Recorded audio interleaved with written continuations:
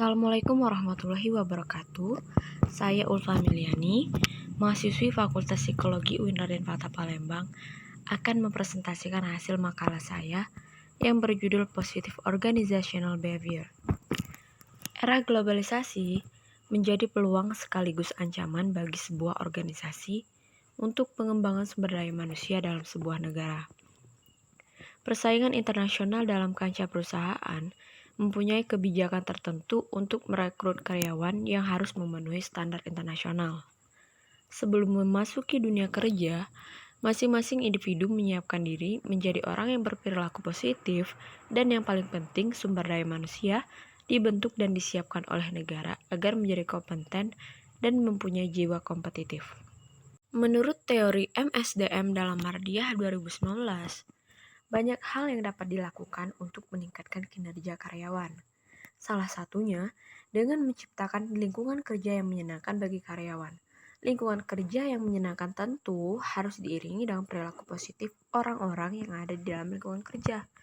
Istilah perilaku positif organisasi dalam psikologi industri dan organisasi yaitu Positive Organizational Behavior. Ini definisi dari POB. Dalam Lutans tahun 2002, POB adalah kajian dan penerapan kekuatan sumber daya manusia yang berorientasi positif dan kapasitas psikologi yang diukur, dikembangkan secara efektif dikelola dalam peningkatan kinerja di tempat kerja. POB mempelajari hubungan antara kondisi psikologis positif dan pemberdayaan karyawan dengan kesejahteraan karyawan atau peningkatan kinerja karyawan dalam perusahaan. Adanya banyak bentuk POB yang membentuk psikologi dan sikap positif karyawan dalam perusahaan, antara lain komunikasi positif dan dukungan rekan kerja dalam perusahaan. Penelitian tentang POB yang pertama yaitu POB sangat penting diterapkan dalam lingkungan kerja. Ada 3 karakter dalam sikap dalam POB.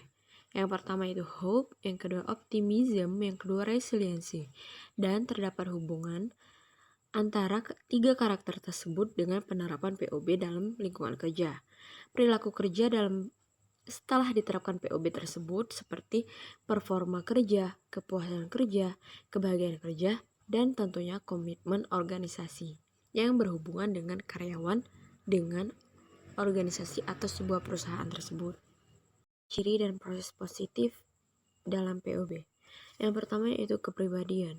Seseorang akan sangat puas dan produktif dalam karir sesuai kepribadiannya. Yang kedua yaitu thriving. Salah satu keadaan positif dalam POB.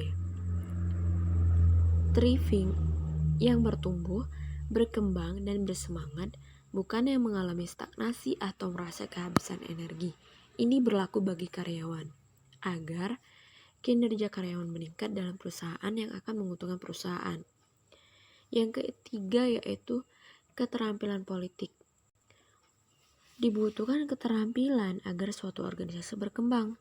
Organisasi sudah lama dianggap sebagai arena politik, sehingga sulit dihindarkan dari perilaku politik kantor, dan keterampilan politik itu sangat penting dalam organisasi. Selanjutnya karakteristik POB.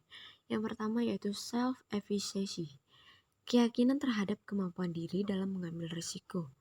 Yang kedua optimism, kinerja dapat ditingkatkan melalui perusahaan yang memiliki karyawan bersifat optimis. Yang ketiga yaitu hope, harapan dalam mencapai tujuan ke depannya. Jadi, karyawan dan perusahaan masing-masing mempunyai harapan untuk meningkatkan kinerja dari karyawan itu sendiri, baik perusahaannya maupun karyawannya. Yang keempat yaitu resiliensi, kemampuan untuk bertahan ketika dihadapkan masalah. Sebesar apapun masalah, perusahaan ataupun karyawannya dapat mengatasi masalah tersebut. POB merupakan perilaku organisasi dengan pendekatan perilaku organisasi yang positif, yang terfokus membangun kekuatan manusia dalam pekerjaan, bukan hanya memperhatikan kelemahan dari setiap karyawan. Kemudian POB juga mengkaji keadaan psikologis yang secara valid dapat diukur dan dibentuk dengan intervensi perusahaan dalam memperbaiki atau peningkatan kinerja. Sekian presentasi dari saya. Thanks for watching. Wassalamualaikum warahmatullahi wabarakatuh.